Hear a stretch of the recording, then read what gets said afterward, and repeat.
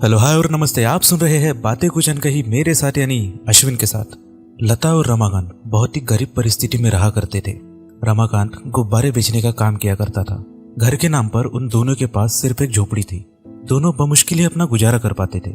कई बार ऐसा भी होता कि रमाकांत का एक भी गुब्बारा नहीं बिकता और इस परिस्थिति में दोनों को भूखे पेट ही सोना पड़ता।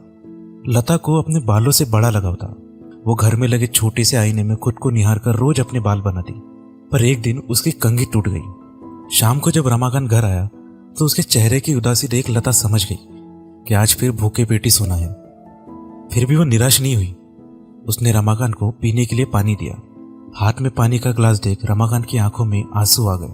उसने लता की ओर देखा। इससे पहले कि रमाकांत रोता, लता ने उसे गले लगा लिया। लता की बाहों में रमाकांत को थोड़ा सा आराम मिला। रात को सोते वक्त रमाकांत ने लता से पूछा, आज तुमने अपने बाल नहीं संवारे?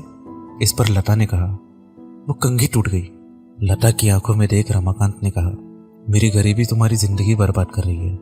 इस पर लता ने रमाकांत से कहा, तुम गरीब नहीं हो, तुम तो मेरी जिंदगी के सबसे अमीर शख्स हो, जिसके पास मेरे लिए कभी न खत्म होने वाला प्यार है। और पैसे का क्या है, आज नहीं है कल आ जाएंगे।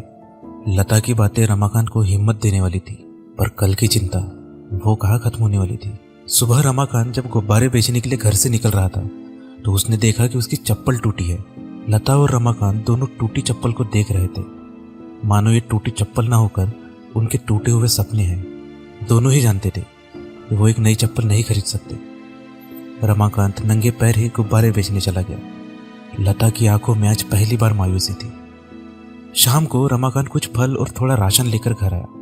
उसने घर आते ही लता को आवाज लगाई। रमाकांत की आवाज सुनते ही लता भी रमाकांत के लिए पानी लेकर आई। लता को देख रमाकांत सोच में पड़ गया। उसने लता से पूछा, तुमने अपने बाल क्यों काट दिए? लता ने एक जोड़ी चप्पल रमाकांत के सामने रख दी। चप्पल को देख रमाकांत समझ चुका था कि लता ने अपने बालों को बेचकर उसके लिए चप्पल खरीदी है। रमाकांत की आंखें आंसुओं से भर गई। आंखों में आंसू लिए रमाकांत ने जेब से कंघी निकाली। कंघी देखकर लता थोड़ा अचरज में पड़ गई। उसने भाप लिया, कुछ तो हुआ है। लता ने रमाकांत से पूछा, ये फल, ये कंघी और ये राशन लाने के पैसे कहाँ से आए? रमाकांत कुछ न बोला। लता की नजर रमाकांत के हाथ पर बने इंजेक्शन के निशान की ओर गई। लता समझ चुकी थी रमाकांत ने अपना खून बेचकर उसके लिए कंघी और फल लाए हैं। लता ने एक क्षण की देरी न करते हुए तुरंत रमाकांत को गले से लगा लिया। रमाकांत की आंखों से आंसू रुक नहीं रहे थे। लता ने बहुत कोशिश की पर वो भी खुद को संभाल नहीं पाई। कुछ देर बाद जब दोनों शांत हुए तब लता ने रमाकांत से पूछा, क्या जरूरत थी ये सब करने की? रमाकांत ने लता से कहा, तुमने ये सब क्यों किया?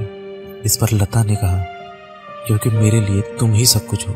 रमाकांत लता की आंखों में देखता रह गया और रमाकांत के बिना कुछ बोले लता को अपने सभी सवालों का जवाब मिल गया था।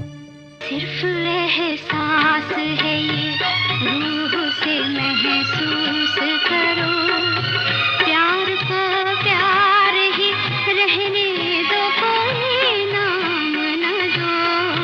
हमने देखी है उन आँखों की महकती खुशबू,